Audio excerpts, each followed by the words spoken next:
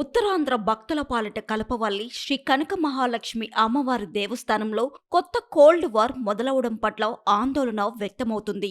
అధికారుల ఇష్టారాజ్యం నడుస్తున్న నేపథ్యంలో పాలకవర్గం రావడంతో ఈవోతో కోల్డ్ వార్ మొదలైంది. గతంలో సిబ్బందితో ఉన్న కోల్డ్ వార్ ఇప్పుడు కొత్త మలుపు తిరిగిందనే చెప్పాలి.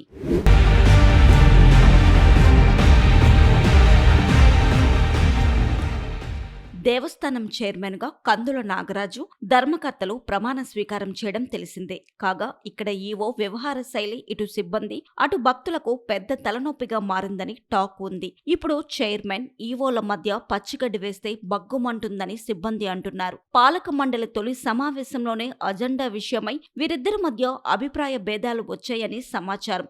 ఇక అన్నదాన సత్రంలో ఏసీ సదుపాయం కల్పించాలన్న పాలక మండలి నిర్ణయంతో అధికారులు విభేదించారంటే వారి మైండ్ సెట్ ఎలా ఉందో ఇట్టే అర్థం చేసుకోవచ్చు. ప్రస్తుత ఈవో హయంలో భక్తులు తెచ్చిన పాలు, పసుపు, కుంకుమను సిబ్బంది లాక్కొని అమ్మవారికి అభిషేకం చేసేవారు. కానీ చైర్మన్ ఆదేశాలతో భక్తులే స్వయంగా అమ్మవారికి అభిషేకం చేసుకునే అవకాశం కలుగుతుంది. దత్తత దేవాలయం అంబికాబాగ్లో ప్రత్యేక పూజల గురించి అధికారులు పాలక మండలికి సమాచారం ఇవ్వకపోవడం తీవ్ర దుమారం రేపుతుంది.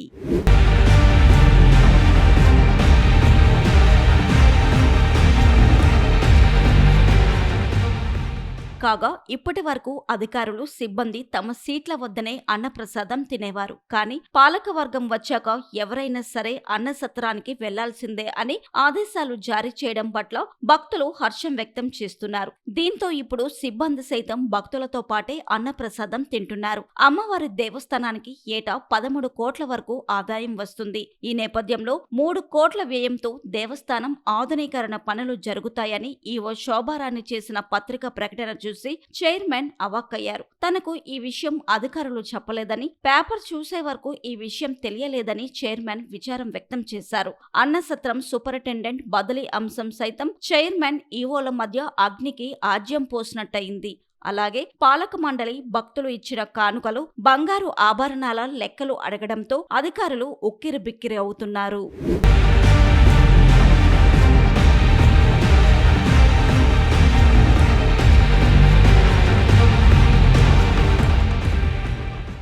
దేవస్థానంలో కొందరు సిబ్బంది అన్యమతస్థులు ఉన్నారని ఆరోపణలు ఉన్నాయి. ఈ విషయమై పాలక మండలి దృష్టి సారించడంతో అధికారుల గుండెల్లో రైళ్లు పరిగెడుతున్నాయి.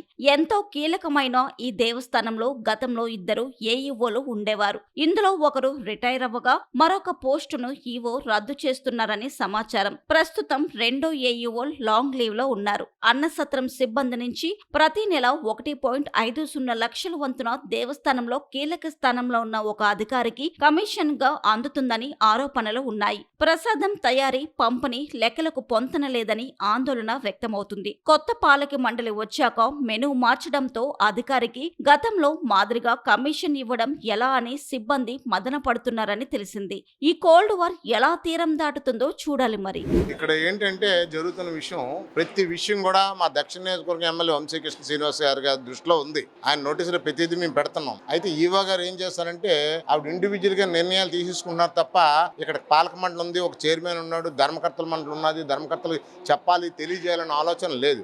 దత్తత దేవాలయం, అంబికాబాగు దేవాలయం, కనకమహాలక్ష్మి అమ్మవారు దత్తత దేవాలయం. అక్కడ ఏ కార్యక్రమం జరిగినా సరే ముందుగా చైర్మన్ కి, ట్రస్ట్ బోర్డు మెంబర్లకి తెలియజేయాలి. అక్కడేమో వార్షికోత్సవ పూజలు జరుగుతున్నాయి అని ఎవరో పిఏతో ఫోన్ చేసి ఆవిడ ఇన్ఫర్మేషన్ ఇచ్చారు తప్ప మాకు ఇంతవరకు అయితే అక్కడ ఏం జరుగుతుందో ఏంటో అనేది మాకు తెలియదు. 3,50,00,000 రూపాయలతో ఆలయం అభివృద్ధి కోసం మేము ఓ ప్రణాళిక తయారు చేసామన్నారు. అంటే ఎవరు తయారు చేశారు, ఎప్పుడు తయారు చేశారు, ఎక్కడ తయారు చేశారు, మా దృష్టికి అయితే ఇంతవరకు రాలేదు. మాకైతే ఇంతవరకు చెప్పలేదు. మేమేం చెప్పినా సరే మేము కావాలనేది వద్దని ఆవిడ కావాలని ప్రతిది కూడా మమ్మల్ని ఏదో రకంగా ఇరకాటం పెట్టాలి, ఇబ్బంది పెట్టాలని మరి ఈవో గారు ఎందుకు అలా ఆలోచిస్తున్నారు. మేమైతే ఒక ఫ్రెండ్లీ నేచర్తోనే ఆవిడతో కలిసి పని చేయాలని మేము అనుకుంటున్నాం. మేము మాకేమీ చెప్పకుండా ఓవర్టేక్ చేస్తాను మమ్మల్ని. ఇక్కడ మాకేంటంటే ఏదో వస్తున్నారు, వాళ్ళు ఏదో ట్రస్ట్ బోర్డు మెంబర్లు లేదా చైర్మన్ వస్తారు, అమ్మవారు దండం పెట్టుకొని వెళ్ళిపోతారని అనుకుంటున్నారు తప్ప ఆలయ అభివృద్ధి కోసం మేము వచ్చామని, ఆలయ అభివృద్ధి చేస్తున్నామని ఆలోచన ఆవిడ దృష్టిలో లేదు. మరి ఇవాళ అన్నదాన సత్రాన్ని మీరు అందరూ చూశారు. బ్రహ్మాండంగా రూపురేఖలు మార్చి ఇవాళేమో